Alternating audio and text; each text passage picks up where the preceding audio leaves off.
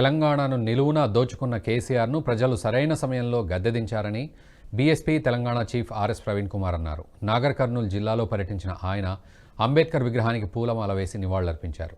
అనంతరం అక్కడే ఏర్పాటు చేసిన బీఎస్పీ పార్టీ జెండాను ఆవిష్కరించారు. తెలంగాణ కోట్లాది ప్రజల గుండెల్లో బీఎస్పీ పార్టీ ఉందని ఆర్ఎస్ ప్రవీణ్ కుమార్ తెలిపారు. బీఎస్పీ పార్టీ ఇప్పుడే బుడిబుడి అడుగులు వేస్తోందని, రాబోయే రోజుల్లో నడిచి పరుగులు పెట్టి తెలంగాణ రాష్ట్రంలో అధికారంలోకి వస్తుందని ధీమా వ్యక్తం చేశారు.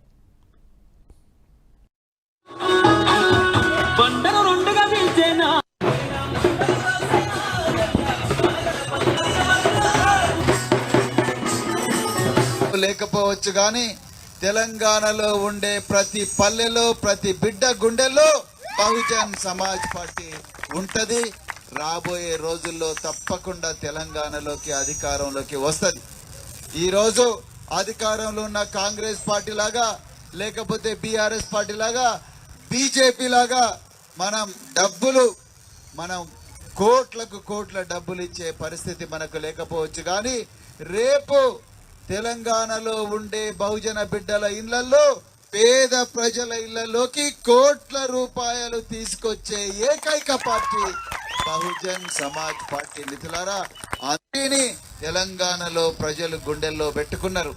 పుట్టంగానే ఏ బిడ్డ కూడా పరిగెట్టదు. బహుజన్ సమాజ్ పార్టీ ఇప్పుడిప్పుడే వడి అడుగులేస్తున్నది తెలంగాణలో.